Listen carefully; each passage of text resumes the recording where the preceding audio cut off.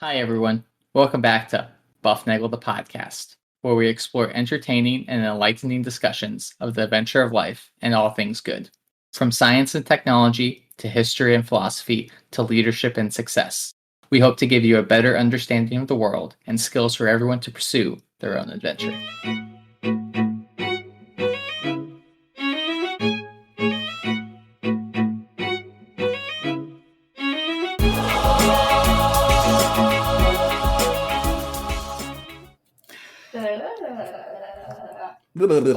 That's staying in. Hey, everybody. Welcome back to Bufnagle, the podcast where we talk about all things good in the pursuit of the adventure of life. I'm Harry, joined by Rafe, as always. Sometimes mostly him, sometimes me, maybe 80% of the time these days.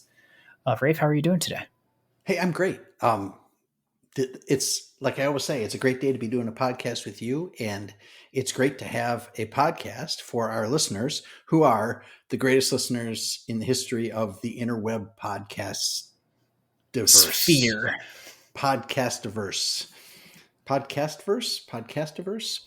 But anyway, they're the greatest. And we are glad that you are here if you are listening. And if you're not listening, then tell somebody to send you the podcast so that you can listen and get a friend to listen, and you will get a free episode. Share the love, share the buff. If you're new to the podcast, hey, we are glad that you're here. Give us 4 episodes or so, 44 episodes, 144 episodes, something like that. And we'll give you lots of things to talk about. And you can always send us a note at bufnagle@bufnagle.com, and we will answer your questions, maybe like God answers prayers. Yeah, that's right. We can't promise you'll get exactly what you want, right? But we can promise that in a roundabout way, you might find what you need. We are releasing this episode on December 12th, Tuesday. That is the plan. Yes, that's the plan. Which is, Rafe, what day is today? Well, the 12th of December will be, and is, for those of you who are listening in real time, it is the Feast of Our Lady of Guadalupe, a major, big deal feast for a large part of, for everybody in the world, and in particular, the Americas, and in particular, our friends in Mexico and our what do we call them now?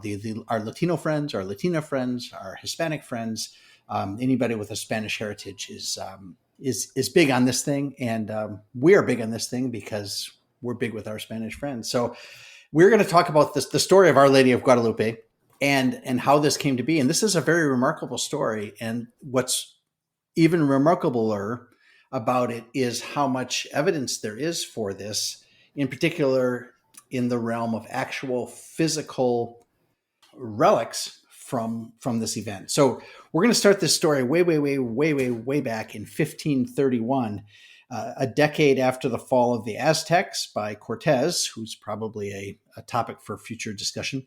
Less than 40 years after Columbus arrived in the West Indies. Remember, Columbus did his stuff 1492 to 1505, 6, 7, whatever it was like that. Faded away into oblivion as excursions went on and on. Yeah, and 10 years after Magellan's circumnavigation. So we have episodes on pretty much all those things except for Cortez at this point. So if you ever want to find out stuff about that, go back and listen to those things. But it wasn't the European world is finding out about the New World. The Spanish are going all over the Americas, doing some things good and doing some things not so good. But one thing that they did is they conquered the Aztecs, who were that's a whole story in itself. Let's just say they were not necessarily nice people to people that lived around them. So, right. So the Aztecs fell to Cortez, and 10 years later, it's 1531. It's December, so it's late 1531. And there's a native peasant named Juan Diego. That is his Spanish name. And he had recently become a Christian convert. And he has an uncle whose name is Juan Bernardino. And on Saturday, December 9th, 1531, Juan Diego is walking to his catechism class in town. And he's walking past a barren and desolate hill called Tepeyac Hill. And he hears this music, this sweetness, this sound he doesn't recognize. And he can't locate the source. And then suddenly he sees this beautiful woman, this woman who might be a queen, or certainly a princess. And she asks him where he is going. So where would you be going? He's probably going to church, right? I don't know if you're going to church. And yeah, strange lady asked me where I'm going. So I guess I'll follow along. Yeah. So she, ma'am, I'm going to church, and so she says to him that she is the true mother of the true God, and asks that a church or temple or shrine be built on that spot in her honor. And now Tepeyac Hill had formerly been a sacred spot for the Aztec goddess. Okay, the name here is Teotihuacan, which means the mother of the gods. And notice the Theo in front. Theo is the god, so that's the mother of the gods is the Aztec Teotihuacan. And the important thing to note here is that Mary is stepping in and saying, you know what, you had all these Aztec gods, and that was whatever it was, but I am the mother of the true God, and that's who I'm bringing forth to you. Right. So we're already starting off with a lot of symbolism. Yep. Right. Physically and spiritually here. 1,500 years after the birth of Christ. Almost to the day. Yeah, but it hasn't been that long since, I guess, Christendom came to the Americas. It's been 40 years, depending upon on how well Columbus brought Christendom, or if any other pilgrims or settlers went south as opposed to landing up in Massachusetts. Well, right, but so there's actually, keep that in mind. The Pilgrims are going to be 90 years after this. 90 years. Yeah. That's, there you go. 1620. So, and but the British were going along the north, and they went south. So we don't know exactly what the Aztecs knew or what Juan Diego knew about the Spanish or the Europeans prior to 1500 or so. But he's a young man. I don't know. I don't remember what year he was born, but he's probably somewhere between 20 and 45. Sure. Right. Yep. So he would have been born about the time that that people in the New World were coming to understand that there's a whole group coming over from Europe, and they're in these big ships with the big sails, and something's going on. So there was an account written of this interaction in 1649. So keep in mind, that's 120 years later. These things were written down by an Indian scholar named Antonio Valeriano, and he wrote the conversation like this. He said, "The Virgin Mary said, 'Juanito, the most humble of my sons, where are you going?'" Juan Diego responds, "My lady and child, I have to reach your church in Mexico, Tlatelolco, to pursue all things divine, taught and given to us by our priest, delegates of our Lord." And the Virgin Mary replies, "Know and understand well, you the most humble of my sons, that I am the ever Virgin Holy Mary, Mother of the true God for whom we live, of the Creator of all things, Lord of heaven and earth. I wish that a temple be erected here quickly, so I may therein exhibit and give all my love, compassion, help, and protection, because I am your merciful mother. To you and to all inhabitants of this land, and the rest who love me, invoke and confide in me, listen there to their lamentations, and remedy all of their miseries, afflictions, and sorrows. And to accomplish what my clemency pretends, go to the palace of the bishop in Mexico, and you will say to him that I manifest my great desire that here on this plain a temple be built to me. You will accurately relate all you have seen and admired, and what you have heard. Be assured that I will be most grateful and will reward you, because I will make you happy and worthy of recompense for the effort and fatigue in which you will obtain of what I have entrusted. Behold, you have heard my mandate, my humble son. Go and put forth all your effort." Juan Diego replies again, "My lady, I am going to comply with your mandate. Now I must part from you, I, your humble servant." So he's gotten a charge, right? The lady had dropped the gauntlet and said, "I need this." She tells him, "Go to the bishop in Mexico and tell him what I want." And it's interesting here. Keep in mind, okay, so there's a bishop in Mexico at this point, right? It's 1530. The Spanish have been there 30 years, give or take, and they have set up camp there. There's a bishop there, and they have established the church there. But she doesn't appear to the bishop. She doesn't appear to the priest. She doesn't appear to the deacon. She appears to a peasant, a layperson. To a layperson, to just a guy, right? He's just a guy. And that becomes part of the problem, because Juan Diego's, he's just a guy. He's just a recent convert. He's still going to classes and learning everything he's supposed to be learning. So he goes to the bishop and he tells the story, and he says, "Hey, bishop, this, there was a lady there. Guess what happened today? You'll never believe my story." All right. And she said, "Hey, she said, build a church." And you got to imagine the bishop's like, really? Like how many, like, I need this, I need that. I can, come baptize my kid or do, whatever, like the bishop's trying to deal with all the stuff going on. And then this guy comes and says, "I need a special church built there on this hill." And of course the he's not really convinced. He asks for proof, right? We have faith and reason, right? So he needs some reason. He needs some data here. So Juan goes back home, and as he's walking back from, nobody's on a bike, nobody's in a car, nobody's taking the train or any of that stuff. He walks back, and on the way back, who does he run into? Probably none other than the Virgin Mary again. Yes. The lady is there again. And Juan Diego says, he tells her the story. He says, I talked to the bishop and he didn't want to do it. And she says, what? She says, "I need you to go back." And Juan Diego There's got to be someone more important, right?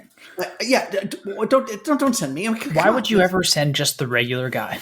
Don't send the regular guy. She goes, no. I picked you. Oh, goodness. Okay. Right, so Juan Diego says, "Lady, the least of my daughters, my child, I went where you sent me to comply with your command. With difficulty, I entered the prelate's study. I saw him and exposed your message, just as you instructed me. He received me benevolently, and I listened attentively. But when he replied, it appeared that he did not believe me. He said, 'You will return. I will hear you at my pleasure. I will review from the beginning the wish and the desire which you have brought.' I perfectly understood by the manner he replied that he believes it to be an invention of mine that you wish that a temple be built here to you, and that it is not your order, for which I exceedingly beg, lady and my child, that you entrust the delivery of your message to someone of importance, well known, respected, and esteemed, so that they may believe in him. Because I am a nobody. I am a small rope, a tiny ladder, the tail end a leaf, and you, my child, the least of my children, my lady, you send me to a place where I have never visited nor repose. Please excuse the great unpleasantness, and let not fretfulness befall, my lady and my all." To which the Virgin Mary replies, "Hark, my son, the least, you must understand that I have many servants and messengers, to whom I must entrust the delivery of my message and carry my wish. But it is of precise detail that you yourself solicit and assist that, through your meditation, my wish be complied. I earnestly implore, my son the least, and with sternness I command that you go again tomorrow and see the bishop. You go in my name, and make known my wish in its entirety, that he has to start the erection of a temple which I ask of him, and again tell him that I, in person, the ever-Virgin Holy Mary, Mother of God, has sent you." And Juan Diego says, "Lady, my child, let me not cause you affliction. Gladly and willingly I will go to comply your mandate. Under no condition will I fail to do it, for not even the way is distressing. I will go to do your wish, but perhaps I will not be heard with liking, or if I am heard, I might not be believed.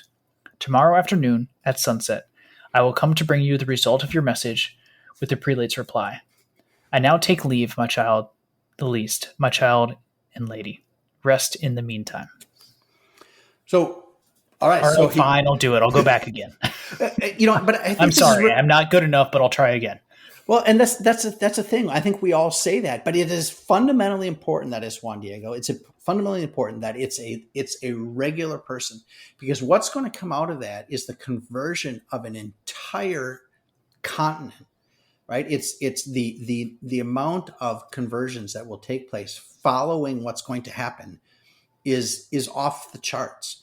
And it is, Our Lady of Guadalupe is the patroness of the Americas, of the whole thing. And the Americas go from Point Barrow, Alaska, up there, all the way down to Tierra del Fuego, and everything in that is unknown to Christendom.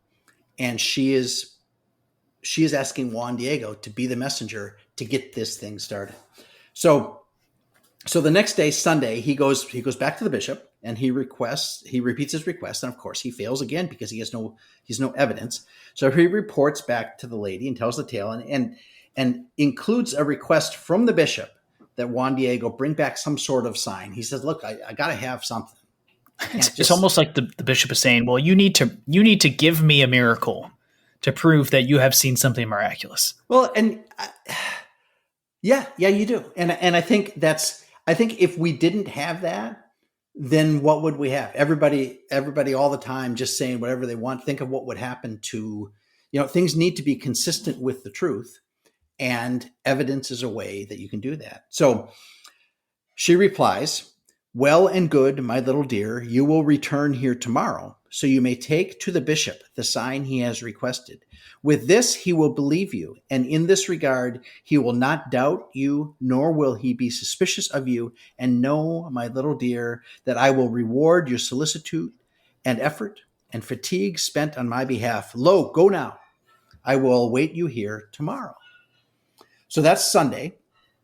All right. And she has promised him now that when he goes back tomorrow, she'll have a sign for him to give to the bishop. And at this point, he's got to be like, awesome. I got it made. I can get this out of my way and get back to whatever it is I do on the weekends. All right. So Monday rolls around and he's planning to go meet the lady again and get the sign to take to the bishop. But his uncle, remember we mentioned his uncle, Juan Bernardino, he has taken ill. In fact, he's so ill that Juan Diego fears that he is dying. So he spends the day taking care of his uncle, being a nurse to him, right, and trying to keep him well. And in the wee hours of Tuesday, so he spends all day with Juan Bernardino. On Tuesday, December 12th, he decides he's got to go get a priest because his uncle's dying. He needs last rites, so he's got to go back into town, right, and he's got to go past the big hill, right, to get the priest. And there's an important thing here about the dates, Harry. Okay, it's December 12th is here, but keep in mind the calendar at the time, 1531. The calendar in play is the Julian calendar, and we talked about this a long time ago, and sporadically in between.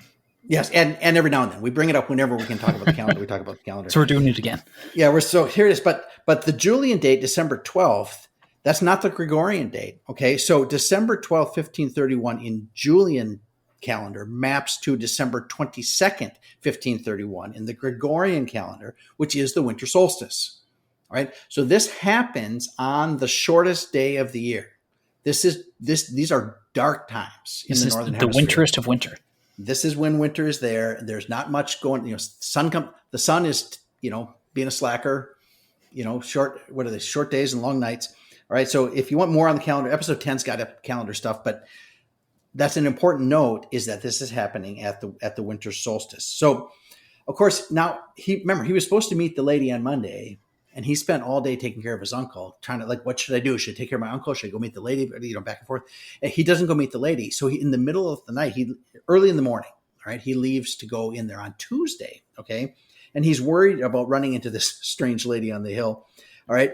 Because he blew her off the day before. So feeling ashamed, he decides to take the long way around the hill instead of going over the hill. Just like any shameful person would do. Right. Just to avoid meeting her, right? And, well, Harry, can you outrun God? Probably not. I probably can't outrun Mary either. No, right. So she will find you if she needs you. And yeah, you guessed it. She finds him and she chastises him for trying to avoid her. Right? And she says, "What's there, my son, the least? Where are you going?" Juan Diego replies, "My child, the most tender of my daughters, lady, God grant you are content. How are you this morning? Is your health good, lady and my child?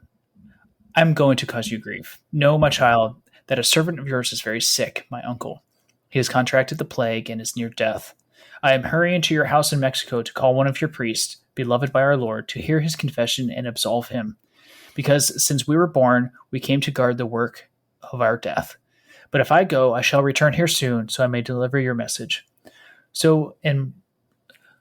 Lady and my child, forgive me. Be patient with me for the time being. I will not deceive you, the least of my daughters. Tomorrow I will come in all haste."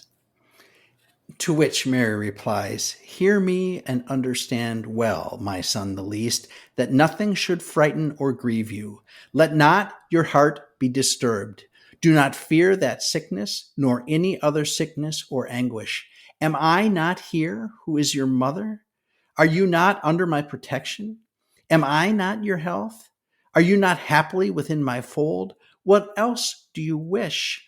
Do not grieve nor be disturbed by anything. Do not be afflicted by the illness of your uncle, who will not die now of it. Be assured that he is now cured. Climb, my son, to the top of the hill, and there where you saw me and I gave you your orders, you will find different flowers. Cut them, gather them, assemble them, then come and bring them before my presence. My son, the least, this diversity of roses is the proof and the sign which you will take to the bishop. You will tell him in my name that he will see in them my wish, and that he will have to comply to it. You are my ambassador, most worthy of all confidence. Rigorously, I command you that only before the presence of the bishop will you unfold your mantle and disclose what you are carrying. You will relate all and well. You will tell that I ordered you to climb to the hilltop, to go and cut the flowers, and all that you saw and admired, so you can induce the prelate to give his support, with the aim that a temple be built and erected as I have asked.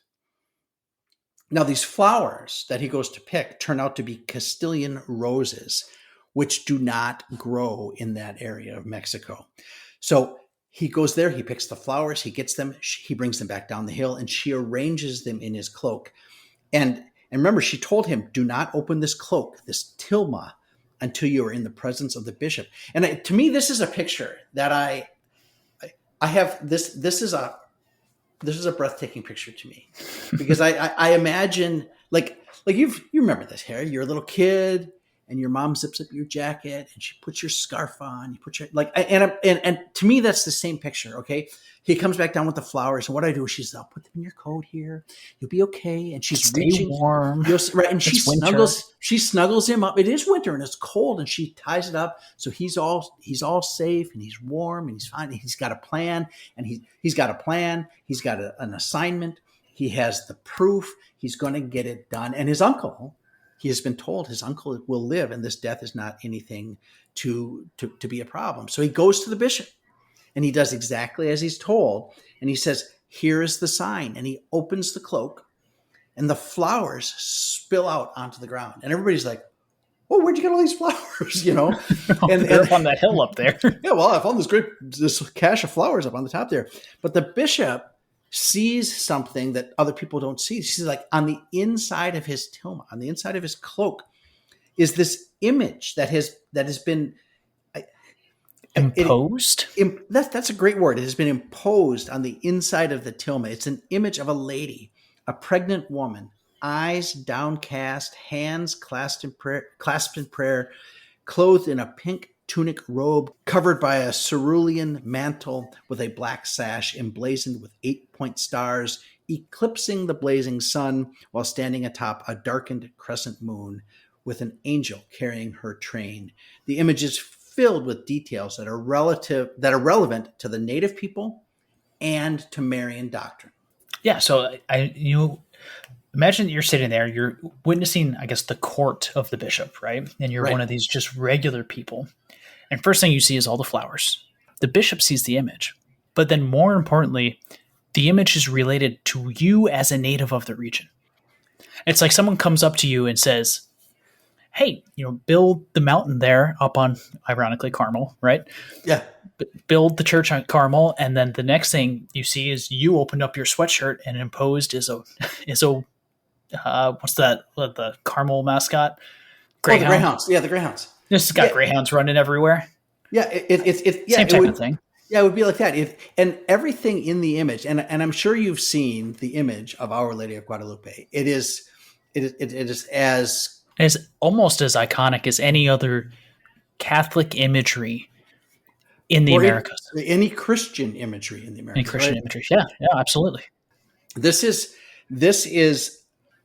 a real sign, and it covers both sides of these things. It's important to the people who are natives see things that are relevant to them, and the Christians see things that are relevant to them. So the lady in the image is a lady clothed with the sun, and that's a reference to Revelation 12:1, and the sun. But the sun is also relevant to the locals, as their highest god was the sun, and his name was, oh, here we go, Huitzilopochtli. Pochtli?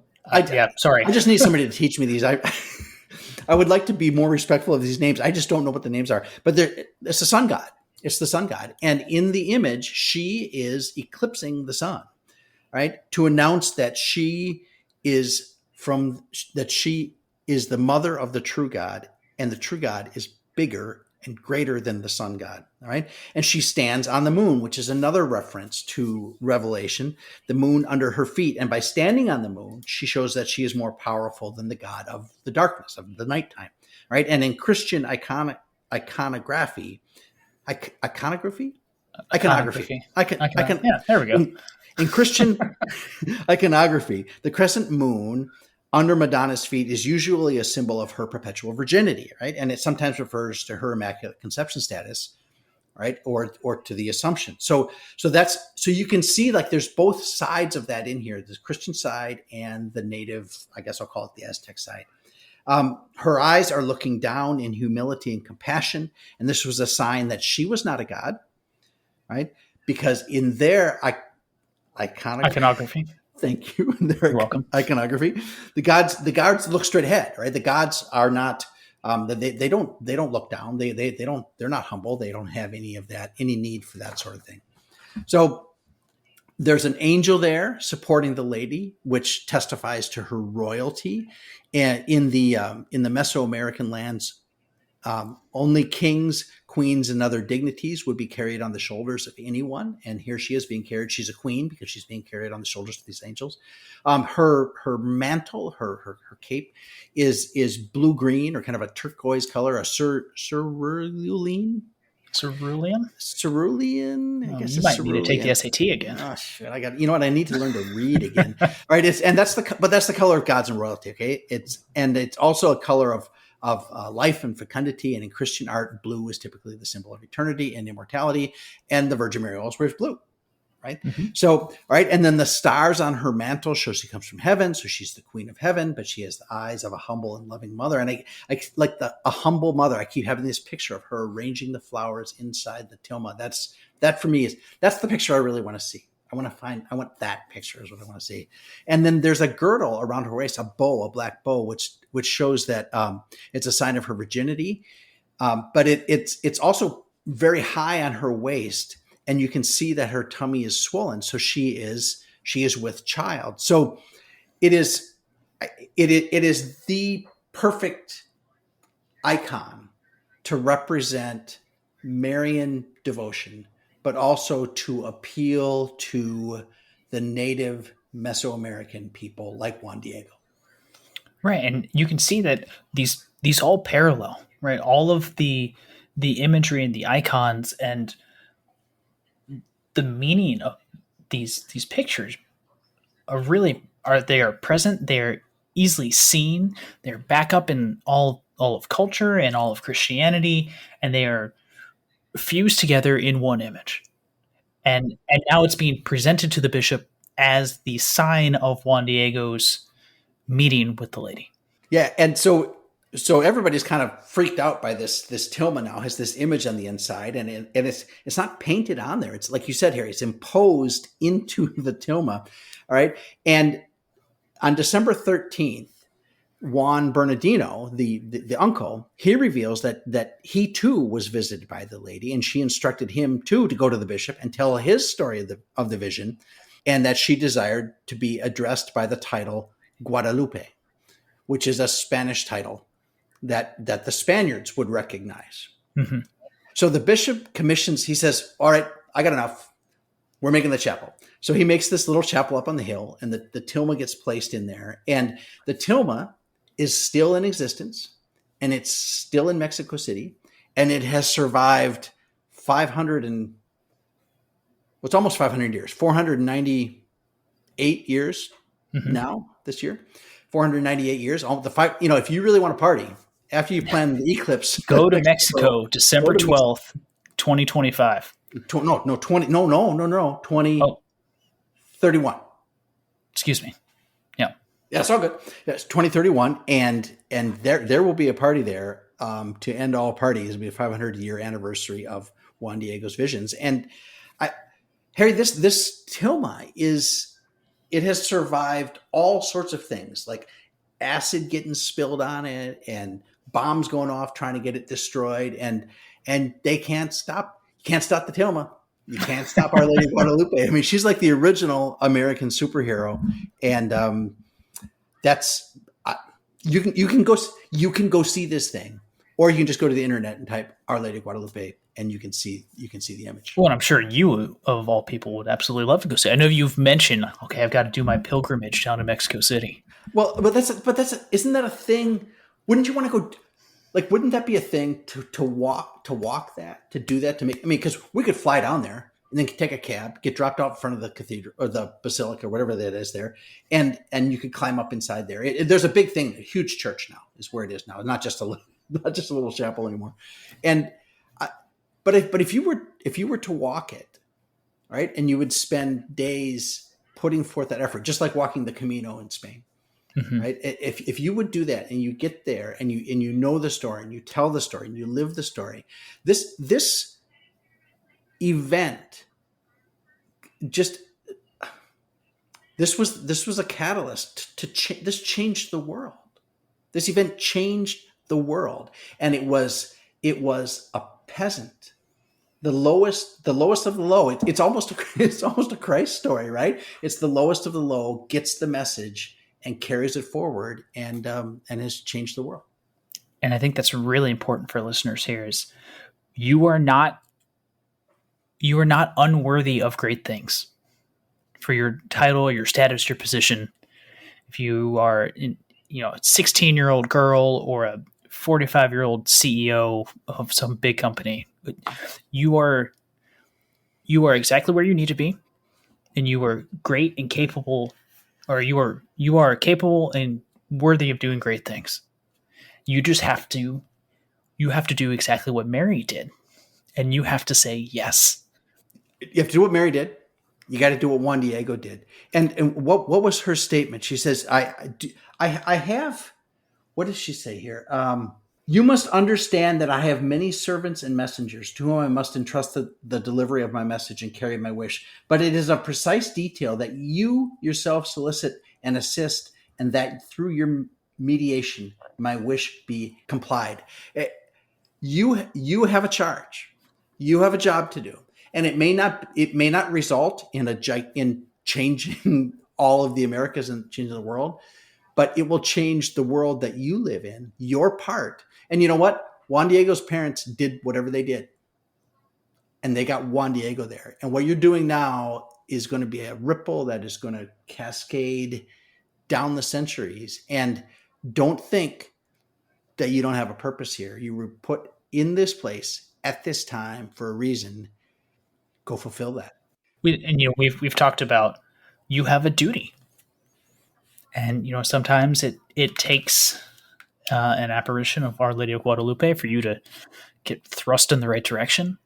And other times it's listening to the buff for us to remind you that you have a duty to go do the right things. Well, we are here for a reason too. And I'm hoping that what we are doing is consistent with what we have been assigned to do. So Our Lady of Guadalupe remains a fundamental component of Mexican Catholic culture and of Christian culture around the world. And this feast day of December 12th, which should be today when this drops, is a grand feast, a grand celebration. And enjoy the day.